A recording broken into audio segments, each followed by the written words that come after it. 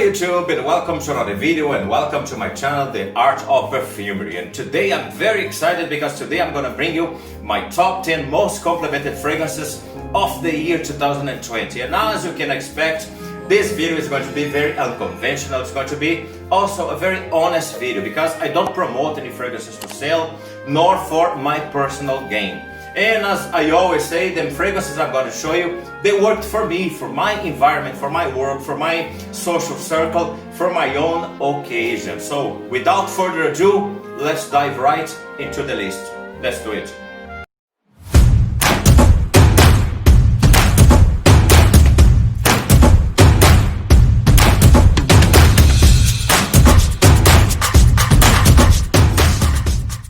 Okay, and my 10th position comes from the house of Dupe.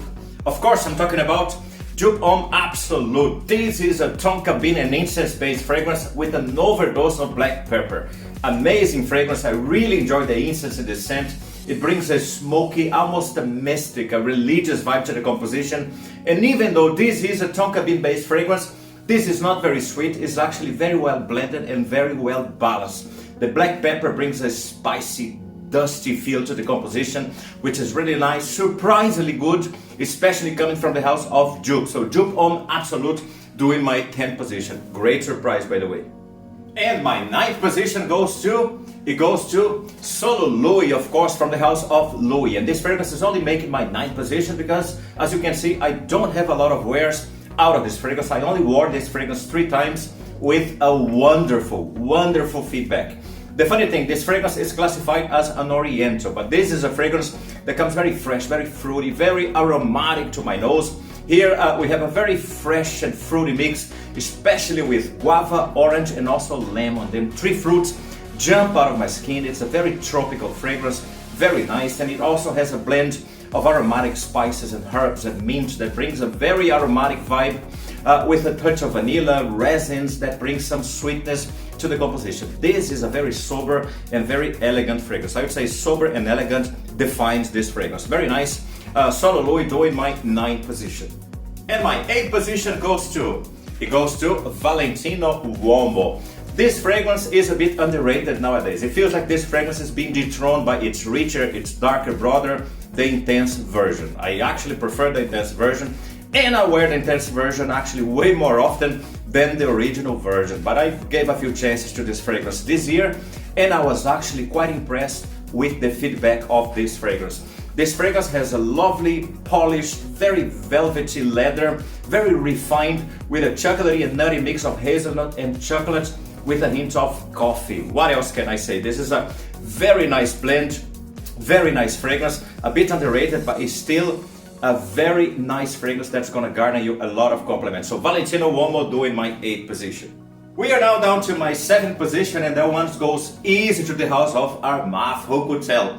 Of course, I'm talking about Bucephalus 11, and what can I say? What an amazing scent, guys! What an amazing scent!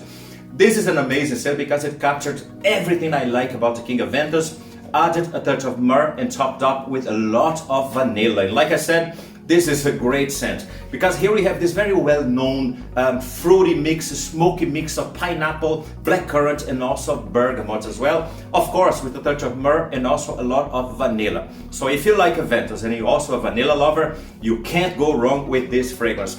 The projection of this fragrance is not quite like the projection of a Ventus, but once people get into the bubble of projection of this fragrance, you're definitely gonna expect a compliment. So Bucephalus 11 doing my 7th position. And my 6th position is going to be another big surprise. When I say big surprise, because this fragrance comes from the house of Paco Rabanne, a house that doesn't make my lists very often, especially my most complimented list. And I'm talking about this time of Ultra Red. This is a very nice fragrance that I actually found out that this fragrance is back in production when I was doing my unboxing and first impressions of this fragrance. In that video, I checked the batch code of this fragrance, and I found out that the fragrance that I'm holding in my hands right now was produced in 2020. So no need to pay big money in this fragrance anymore. If you want to know how this fragrance smells like, this is a very sweet, very creamy mix of vanilla, praline, and also tonka bean. A sweet delight. If you know the discontinued Ultra Zest, This smells like ultra zest without the coffee note. This is the best way for you to understand how this fragrance smells like. There is a few differences, but the basis is exactly the same. This fragrance doesn't have a very massive longevity, but once people get into the bubble of projection, you can expect a compliment because this is so nice. This is my wife's favorite at the moment. So Ultra Red doing my 6th position. And my 5th position is now going to be an Arabian fragrance. You know what it is. You know what I'm talking about. Of course, I'm talking about Oud Mood from the house of Lattafa. Now guys, this is a true compliment getter. This is a proper head turner. I've already reviewed this fragrance. I'm gonna drop a link at the descriptions down below if you didn't watch my review. How does this thing smell? This is a very sweet rose oud combo with a touch of saffron. Very opulent fragrance, very oriental. It has a very creamy and sweet touch of caramel, vanilla, and also resins. Amazing smell with a beast mode performance. This fragrance is the living proof that you don't need to drop big money to get compliments. So Oud Mood doing my 5th position. And we are now down to my 4th position, and that one goes to another amazing fragrance. A fragrance that every time I wear, it turns heads and people ask me what fragrance I am wearing. And this fragrance is Spicebomb Extreme. This is another great fragrance, a fragrance that I reviewed a while ago. I'm gonna drop a link as well for you down in the descriptions down below. This is a sweeter, creamier, richer version of Spicebomb. Beautiful combination of vanilla, tobacco, and also cumin. This fragrance is gorgeous because it's creamy, it's milky, it's sweet, and on top of all of that, the performance is amazing. Spicebomb Extreme doing my 4th position. We arrive now on my 3rd position, and I have to prepare you guys on this one. This is going to be very cliche, but like I said before, my videos are very honest. There's absolutely no need to lie about the fragrance that gives me compliments.